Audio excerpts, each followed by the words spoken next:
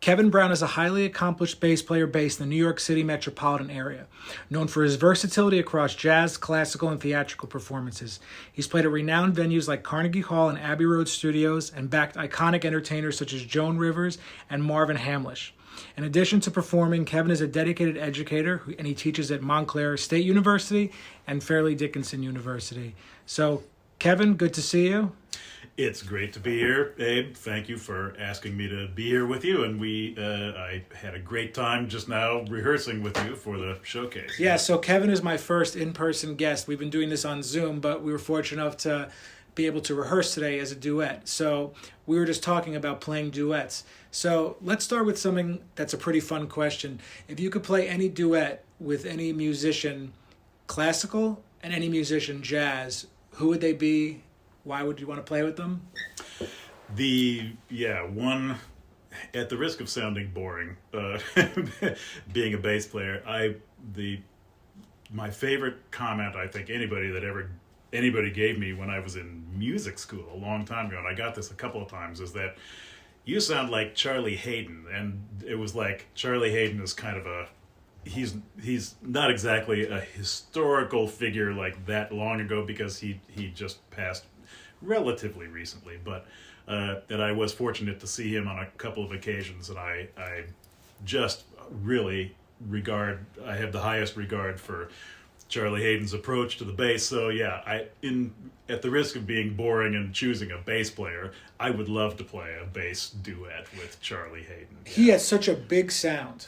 A friend of mine, another bass player named Mark Schmid, who's a Broadway guy, we went together to a Charlie Haydn event. It was a master class, basically, and Mark turns to me in the middle of it and says, "Man, how does that guy play so slow?" It's like, I thought that was a great comment. It's like, because Charlie Haydn is all about just the tone, bringing every bit of soul out of the because the beauty of upright bass is that it's a box with strings, and all the tone is just coming out of your fingers, and Charlie Haydn was all about that. He had a really heavy sound, I would say. Yeah.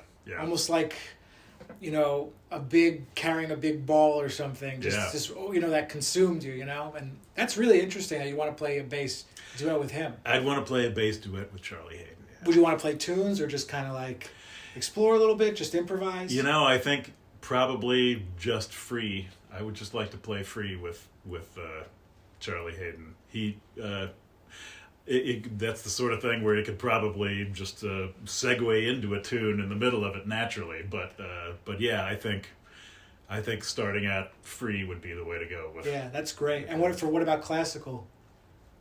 Classical, there are a bunch of bass players were famous bass players, and this doesn't have to be all bass players, but were around before recording technology. So like all we have is stories of certain people. But yeah, there are definitely players from the 19th century that you hear about that would be very cool to play duets with some famous bass players, but it's hard to know. Yeah, that was before improvisation or jazz or anything like that, so it's hard to know how a jam would go with somebody like that.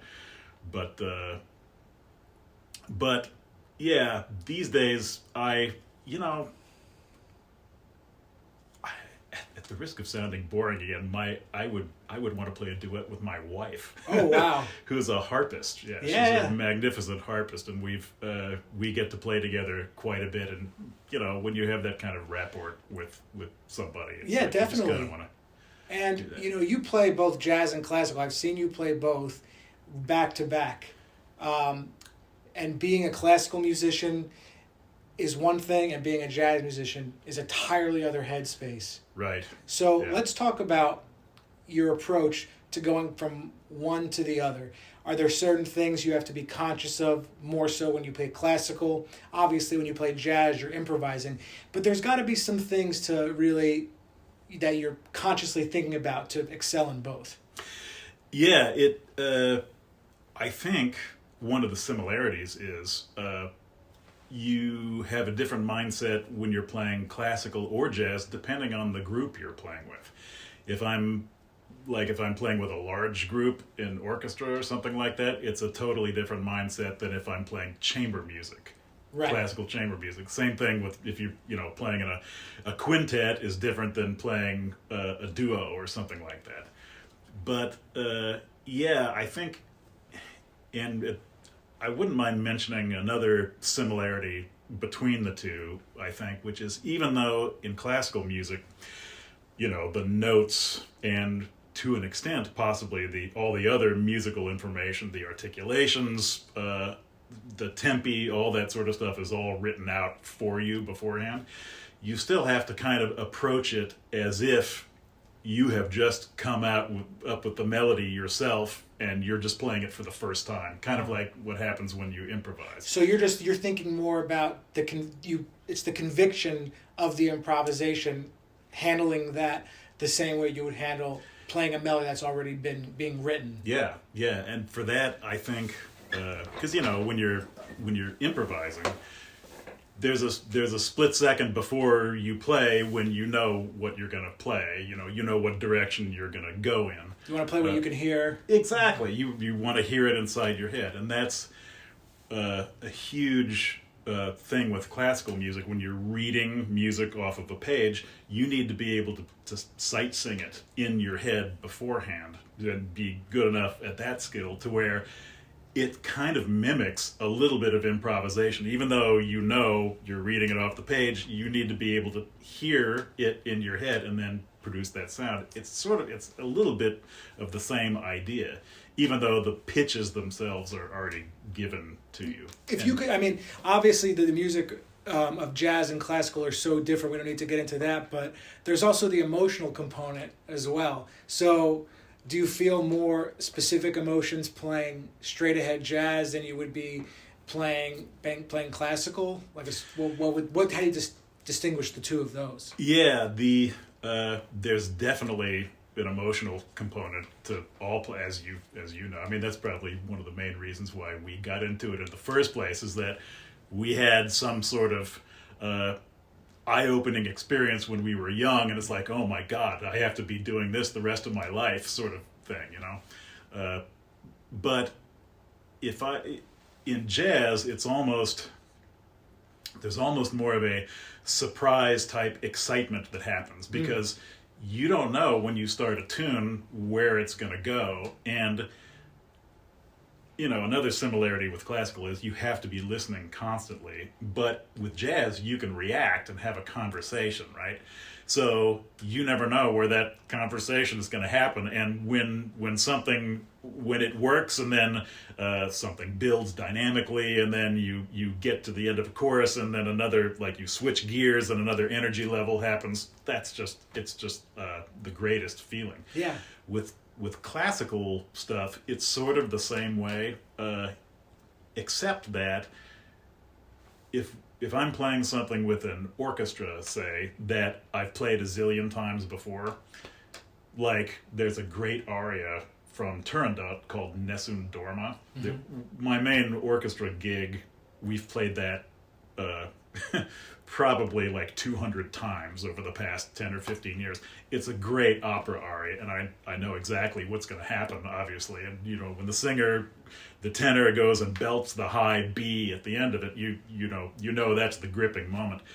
But in classical music, if you know the piece well, you kind of have the luxury of anticipating where it's going to happen. Whereas in jazz, you don't know what's going to happen. So you have to be equally a listener in classical music too, but it's a great luxury to be able to kind of almost be an audience member. What's interesting though is that I kind of feel that with playing classical music, I mean, I played classical bass and concert band in high school. Did you? Yeah. I had no idea. Wow. For 4 years. So I always thought I might, for me, and you can say what you want to say about this, but it's like, even though you might be playing the note one way and then playing it the same exact way another time, the headspace that you were in really plays a huge part you feel, I mean, it's your world, even though, it's a very personal world, I would say,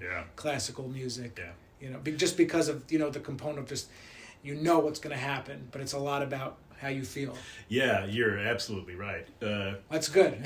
you can be, if you're one of those sort of jaded musicians, then you can totally get away with playing a classical concert in the most boring way possible, where you're sort of wishing you weren't there or something like that. And so that's my whole headspace is to not be that person, to try to, no matter what music I'm playing, whether the notes are written out or whether there's improvisation happening, that you're always there in the moment. Yeah, people forget that we're in a privileged position to do what we enjoy doing. Right. And, granted, like, there are some gigs you don't want to do and some things you don't want to do. At the end of the day, we consciously chose to make the decision to do this. You said something really interesting, where you had that eye-opening moment where you decided you were going to do this. So what was it for you that you knew, okay, this is it? Right. Well, I started on electric bass, and I was in rock bands and stuff when I was a teenager. When I first went to college, it wasn't as a music major. I was a German language major. Oh, wow. Yeah. So, but I played bass and I didn't read music at all. And then one time I was jamming. A friend of mine said, "Hey, let's go into the basement of the dorm I was in. They had a piano. It's like, let's just head down there and grab a bass."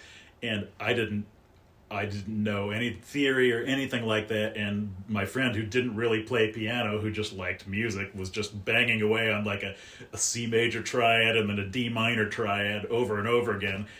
And he was like, "Take a solo." And I was like, "A solo? What am I supposed to do with that?" And then all of a sudden, like, it's like something took over, and I lost my awareness of where I was, and then my fingers started moving, and I started listening to whatever notes were going on in my imagination.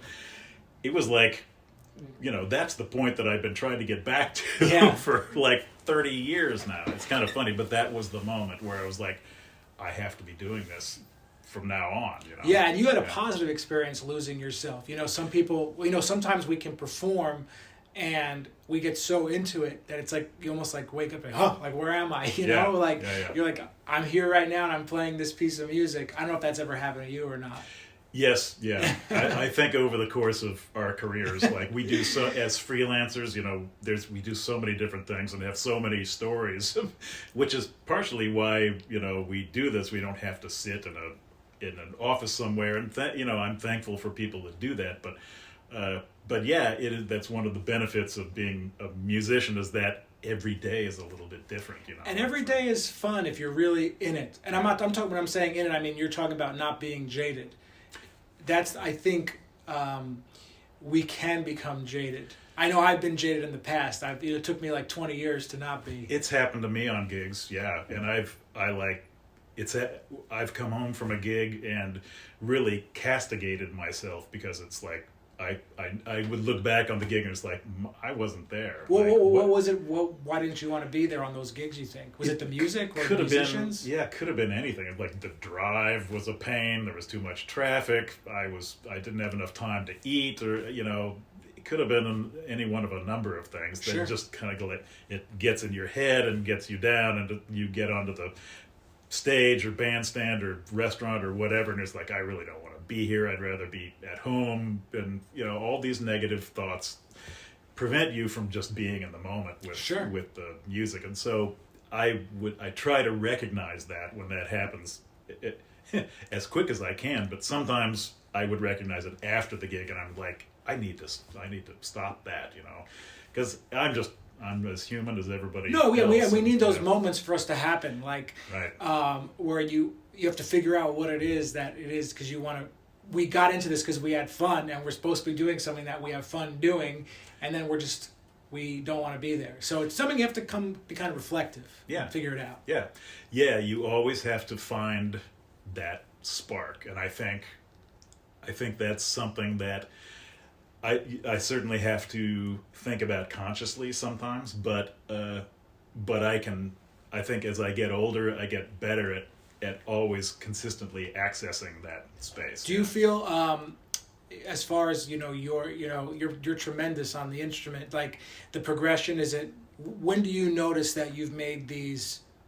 We're always improving. Like, do you feel like every month, every 6 months, every year, or something where you can kind of notice like, oh, I'm able to, be much better? It's kind of funny because, with with classical jazz are maybe a little bit different in this respect, or maybe not in their own way. But I've known people who were classical musicians who thought that as the expression goes, that the cake was baked by the time they were in their early 20s. They had already achieved whatever technical mastery, and there was no place further that they could push themselves. Yeah. That's like the opposite of what I'm desperately trying to be better tomorrow than I am today. Same. I always have my hands on the instrument every single day. And yeah, with the bow, because the bow is such a crazy alien device. It's like, it's this thing between your hand and the string. It takes a long time to, the learning curve is pretty shallow with it. It takes a long time to start making a good sound with it.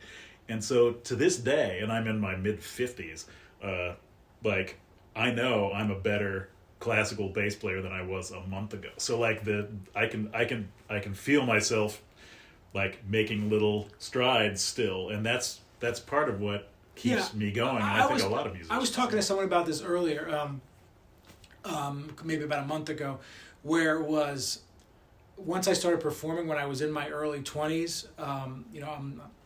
It still feels the same now, where I just want to play and I just want to get better. Right. Like, have you had that consistency throughout your whole career? Oh yeah. I so I do have a lazy streak too, though. So well, we need breaks too. We need breaks. That's part of it. But yeah, I start if I have like an afternoon free, let's say. I just kind of lays around to do nothing for a couple hours of that afternoon. I start feeling bad. Like I start feeling like I need to like practice some piano, or I need to practice my 2-5-1s, or I have a drum set at home, so sometimes I need to open the book and get with it, or practice scales or whatever piece I'm doing, and so I can usually guilt myself. No, but it's funny, it's like even if we can be feeling bad that we're not accomplishing anything, but even if we go practice scales for even 30 minutes, we know we're staying true to we're giving back to the music, the art, what we've got. Agreed. Totally agree. Yeah, if it's having the hands on the instrument every day, it's like there's nothing like it. Yeah, it's like music is our career and our hobby, kind of. It's like that's a cool thing. Yeah, I mean, and the fact that you still have this headspace and the longevity is something to really be grateful about. Excuse me. And all these different moments we have in our career, we feel like we've achieved, and then we want to move on to the next thing. We always want to be striving too. So, at this point, what do you consider success as a professional bass player? What is it? Just to maintain an active teaching and performance schedule, to be doing a certain amount of orchestra gigs? Like, how do you view being successful at this point? My view, now that I'm an old person, you're too kind, eh? No, my view of success has kind of been the same for the past few years, at least, which is that I want to, on most weekday evenings, be able to have dinner with my wife and then watch TV. Yeah. That's what that to me is like winning life. Yeah, right 100%. If I could do that, and I play enough gigs for that, and I have enough teaching, and I play enough exciting and fun gigs, and my wife gigs all the time too, but during weekdays there aren't as many gigs as there are on the weekends, so that to me is success. That means happiness to me. Is just, I'm sort of a homebody, so I mean, there's nothing wrong with saying that's success to you. I feel very, very similar. I mean, there are certain foods I like to eat, and I just want to be able to eat them multiple times a week. Right. I really like it's the simple things. Yeah. I love cauliflower pizza, so I eat it maybe 2 or 3 times a week. If I can go home and eat my cauliflower pizza, I'm good. I'm a cauliflower fan. Yeah, there you go. So, yeah, that's great. And we met at Fairleigh Dickinson, where we're both adjunct professors. So you've been teaching for quite a long time, and you have had so many students over the years. You've had students who want to be musicians. Yeah. And how do you help them? What's the most important thing when they're serious? Yeah, when I first moved up here in the late 90s and started teaching private students, I had a bunch of students who went on to get music degrees, and some of them are now orchestra teachers in New Jersey, like high school orchestra teacher types, and some of them are performers like Evan and Bobby Witt. A couple other students of mine are off doing the thing, doing it, and I just try to be there in case they ever need anything. I'm when you know how it is when you have a student and they sort of take off on their own. You're so proud of them. It's like and you just want to help them as much as possible, whether it's in a mentoring role, even though I'm not sure if I've had mentors myself, sure. Musical mentors, but I don't know if I've ever actually occupied that role for someone else. Well, let's say, I always think about this, like, let's say one of my students went on to touring with, like, Taylor Swift or something. Yeah, uh-huh. I would be so proud and so happy. Like, there's other people who might be jealous of their student. Right. I do know people like that. Yeah, I have heard of that happening before, but that's an alien thing to me. It's like, whatever you need for the rest of my natural life, I'm here for you. That's right. Yeah, I mean, because we're at the end of the day, we're all in this together. We all contribute in a different way, and their success is your success because you taught them. Right. Yeah. Exactly. If you helped somebody a little bit along that journey, and the older I get, the more I realize that that I didn't really want to tour the world, and I hate airplanes. Yeah, same. Like, I can't stand flying, and so especially with the bass. Oh my goodness, how do you do that? Really, so the thought of like flying to Europe and flying to Asia and flying to South America, touring all the time, spending 250 days on the road, it's like, yeah, when you're a young musician, you imagine that it's like, that means success to me. And for the past 15 or 20 years, I began to realize, when I started to know myself a little bit better, that if I had really wanted that life, I would have actually tried to have it. Sure. Yeah, no, you're right. But the life you end up with ends up being the life that you actually kind of wanted, in a way. Exactly. So, no, that's a great point. So when we're talking, you're saying that when you want to help somebody, you really give your complete self to them. I'm sure there was someone who pushed you, though. We've all had, like, that teacher who, maybe someone, a friend who just, like, my mentor at Berkeley was this guy, John Thomas. He was, like, I couldn't even tell you. I don't even want to talk about it because, so, was anyone, like, crucial in your development in that way that was, laid down the law?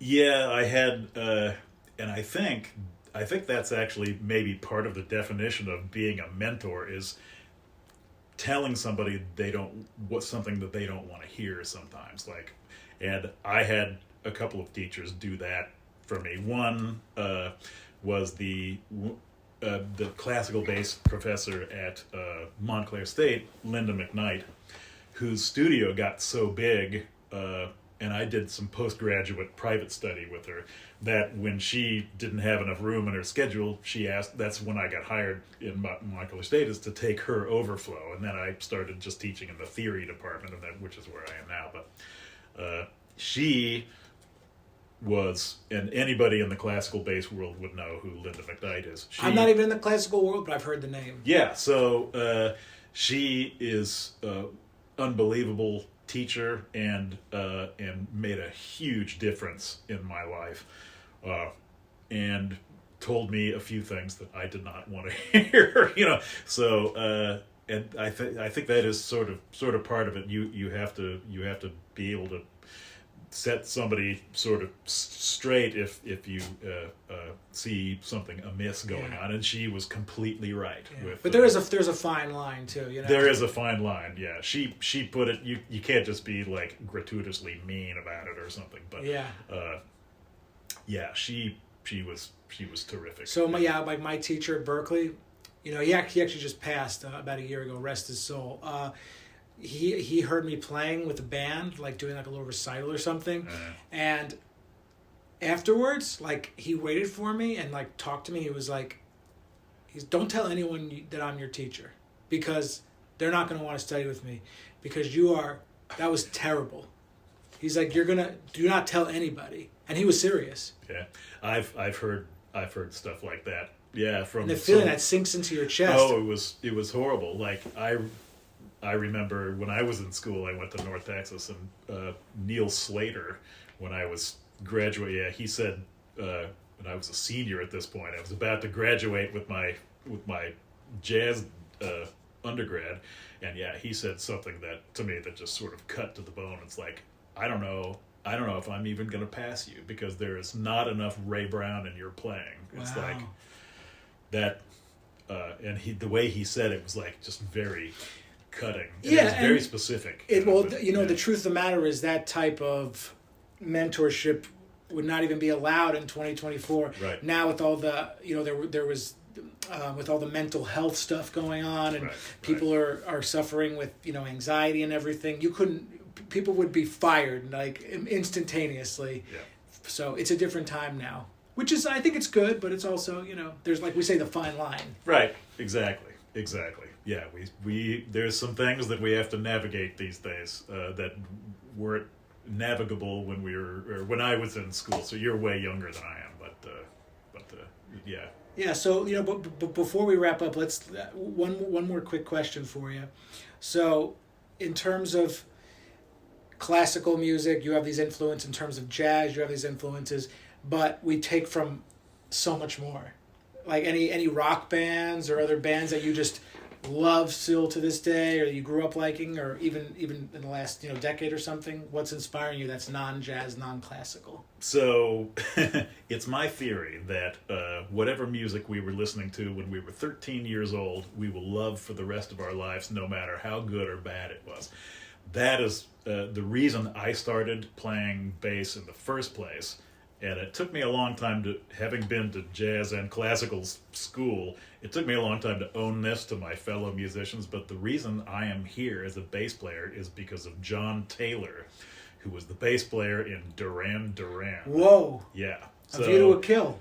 Yeah, but a little bit before that. That was the James Bond thing. Yeah, I was listening to, when I was 13 years old, a track off of the B-side of their album Rio in the early 80s, because that's what we were all listening. We were listening to New Wave. I wish I could show you on my phone. Like, I have A View to a Kill, the Duran Duran song. I love that song. Yeah, it's a terrific song, and it was the soundtrack to the movie. Yeah, but that's why. So New Wave to me is like that style of pop. Whenever I hear anything from the early 80s come on the radio, it's like I just go nuts. Yeah. Yeah, when you hear that 80s music, you almost go back to the time where you see like the Karate Kid type feeling, VHS tapes and stuff. Yep, I remember the day that MTV came out. Yeah. That started. No, this has been great. So we're going to wrap it up, but Kevin, thank you so much. Thank you, Abe. It's been great playing with you and talking with you, and I wish you the best, and we'll see you in a couple weeks. I'll see you in December. All right.